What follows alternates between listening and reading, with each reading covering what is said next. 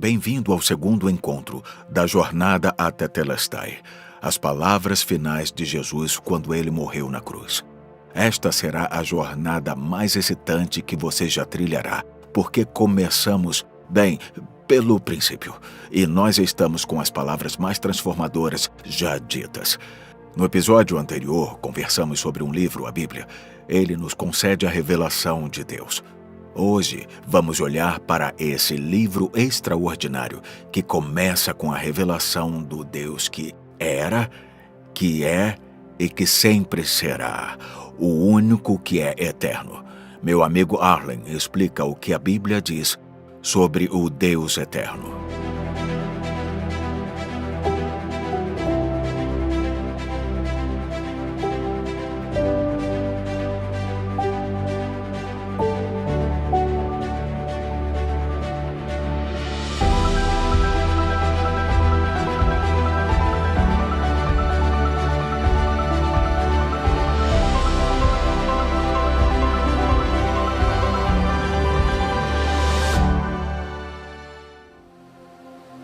A primeira coisa a aprender está aqui, no primeiro versículo que há na Bíblia. Então abra sua Bíblia em Gênesis 1:1. No princípio, Deus criou os céus e a terra. Como vê, não há explicação aqui. Simplesmente diz que, no princípio, Deus já estava lá. Que antes do tempo, Deus já existia. Isso porque Deus é eterno.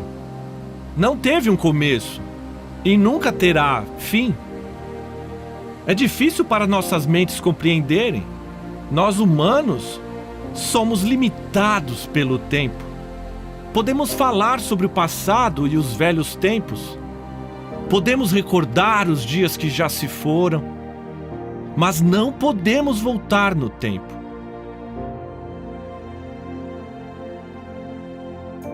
Podemos fazer planos para o amanhã e sonhar com o futuro. Mas não podemos avançar no tempo, nem um minuto.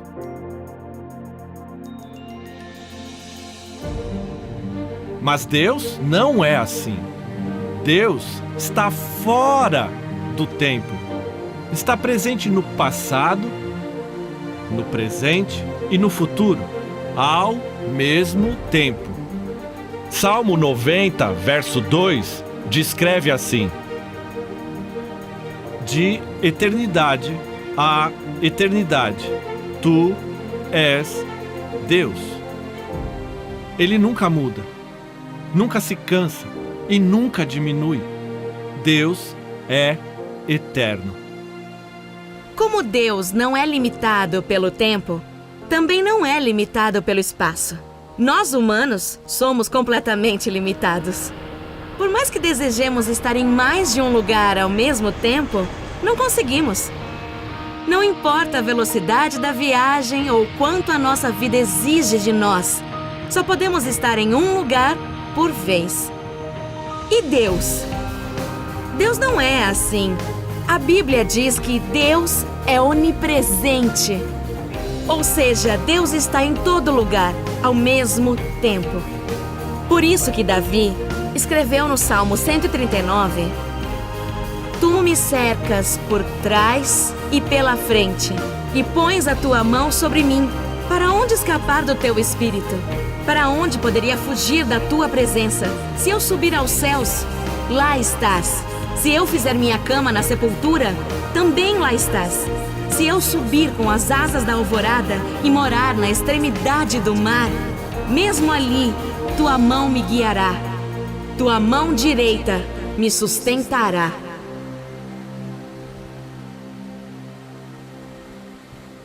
Descobrimos outra coisa sobre Deus nestas primeiras 4 palavras. O livro de Gênesis foi escrito na língua chamada hebraica, e a palavra para Deus em hebraico é Elohim. Mas talvez pense, por que isso é importante? No hebraico, se você quer dizer anjo, você diz Seraph. Mas se você quer dizer anjos, no plural, você diria serafim. Então, começa a entender? No hebraico, sempre que ver im no final da palavra, ela está no plural. Bem, porque a palavra para Deus, Elohim, tem um im no final? O plural encontrado no final de Elohim é a primeira indicação que temos na Bíblia que o único Deus revela a si mesmo em 3 pessoas, que Deus é triuno. A palavra triuno é um termo adotado por estudiosos para descrever uma característica de Deus encontrada na Bíblia. Dr. Arnold Fruchtenbaum, renomado estudioso do hebraico, disse que as escrituras hebraicas retratam um Deus que é um em 3 pessoas. E o Novo Testamento fala mais sobre esse assunto, revelando Deus como Pai, Filho e Espírito Santo, cada um sendo eterno, igual e distinto. A verdade é que Deus é infinito. Para nós humanos, como finitos, tentar entender Deus seria como esperar que formiguinhas fossem capazes de aprender a ler. Seria impossível para elas entenderem até os princípios mais básicos da nossa língua. Da mesma forma, neste livro, Deus nos revelou muito sobre a sua natureza, mas seria impossível compreender completamente a Deus. Mas podemos confiar no que a Bíblia diz ser verdade sobre ele. No princípio, Deus criou os céus e a terra. Deus é o arquiteto e criador de tudo o que existe. Mas qual é a matéria-prima usada para criar tudo isso? Se está com a sua Bíblia, olhe o versículo 3. E disse Deus, que haja luz. E houve luz. O que está escrito? Diz e disse Deus. Aqui não diz e Deus juntou, ou e Deus formou, ou Deus moldou. Não. Pelo poder da palavra de Deus, Ele criou todas as coisas.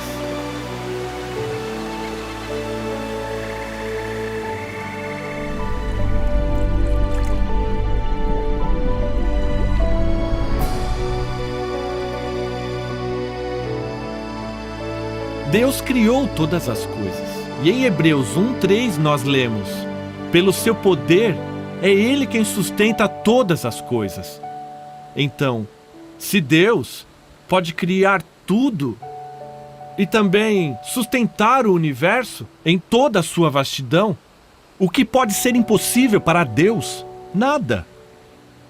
Quer saber? Mais de 50 vezes na Bíblia, Deus é descrito como Todo-Poderoso.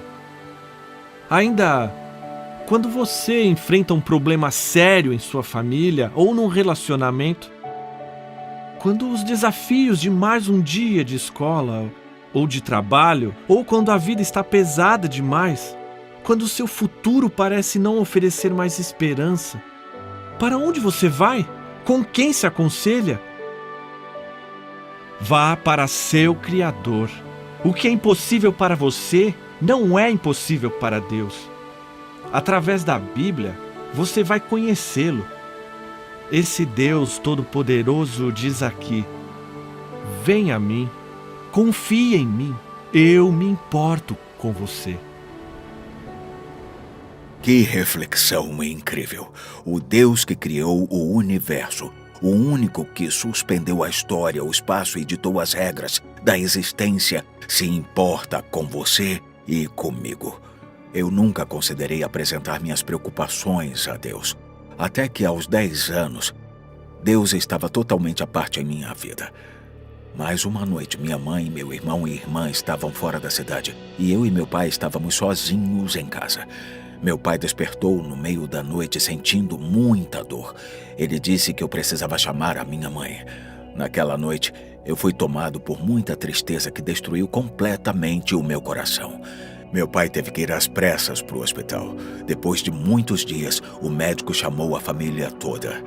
Ele olhou fixamente para o meu irmão, para minha irmã e para mim e disse: "Seu pai não verá o sol nascer amanhã." Eu fiquei atordoado, confuso. Eu não podia explicar. Meus olhos se voltaram para minha mãe. "O que vamos fazer?" Estávamos desesperados. Minha mãe chamou um pastor da igreja cristã de uma comunidade rural. Ele tinha sido pastor na igreja onde meu pai cresceu.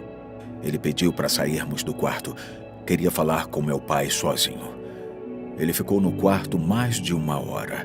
Eu não fazia ideia do que estava acontecendo. Quando ele saiu, disse claramente, mas com muita autoridade: "O seu pai vai viver." E ele viveu. Ele viveu mais de 10 anos.